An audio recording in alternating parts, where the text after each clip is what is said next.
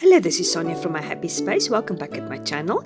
I'm continuing my series in my scripted journal. I made this junk journal or treasure journal, as I'd like to call it, from old vintage papers and printables. And what I do here is I just write down scripture and then just accentuate it with pretty ephemera. This printable I downloaded from the Illustrated Faith. It's one of the new printables. It's beautiful.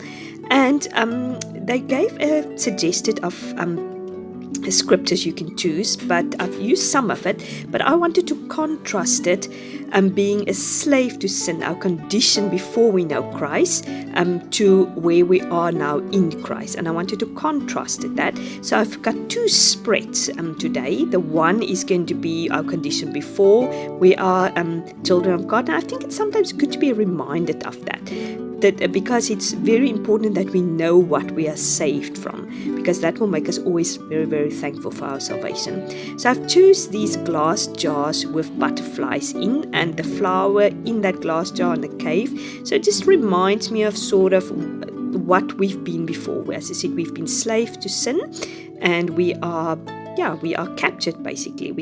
Sometimes the world think they're free, we can do whatever we want, we're not bound by the rules and regulations of Christianity, but it's so the opposite. We know as Christians that we are set free from all the things that the world wants us to be, and the world put on us, which is just doubt, fear, captivity. We are slave to things, other people's opinions, approval from other people.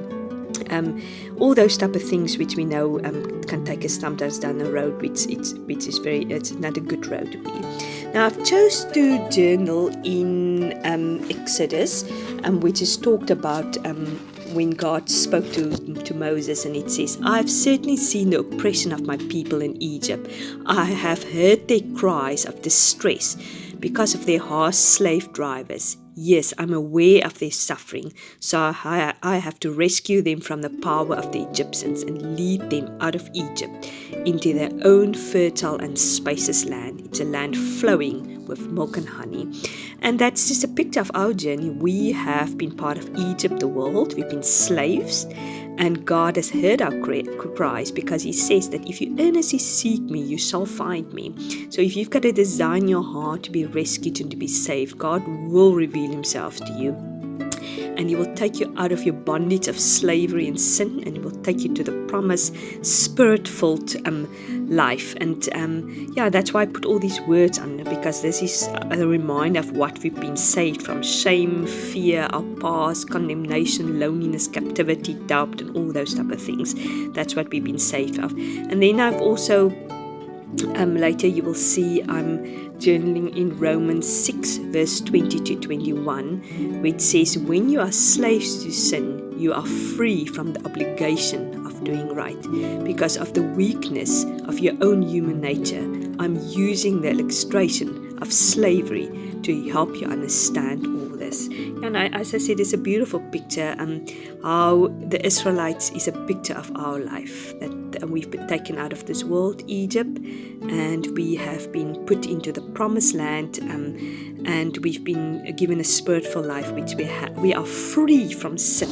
Sometimes people say, "Oh, I'm set free," but what are you setting free of? You're not set free from doing whatever you want. You are set free from the obligation of doing sin. Now when we sin, we are aware of it, we're worried about it, we ask forgiveness about it, and it just bothers us, and we're aware of it. So that's what we've been set free. The next page is a total contrast. I wanted to emphasize on what we've been set free, or what is our condition at the moment. And that's why I'm using those bicycle.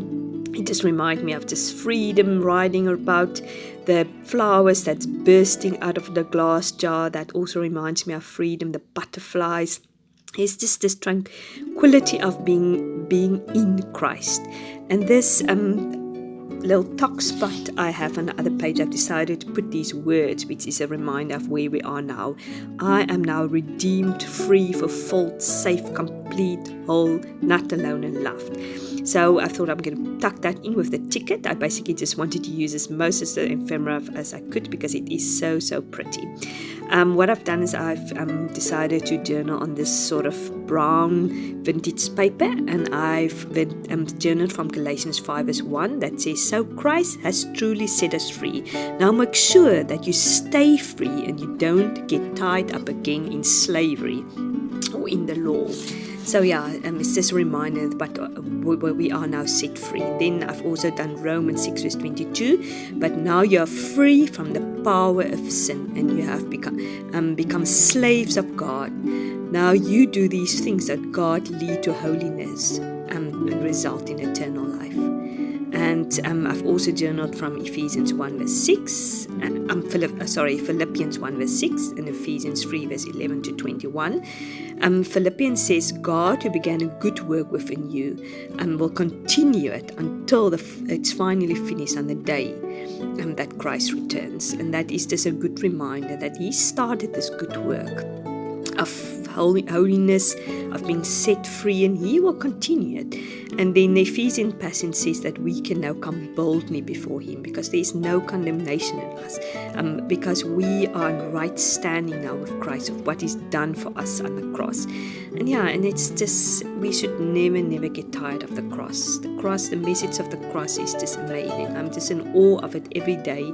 I'm just reminded of what I've been saved from. Even if you live your whole life as a Christian, even if you're born in a Christian house and you think, "Oh, I haven't really been set free from very much." You have been. You've been set free from sin because we all have sinned and we all fall short of the glory of God. So you've been set free, and that's just the biggest miracle that could have ever happened. And never forget that. So I think it's a good reminder to be reminded of what we've been set free.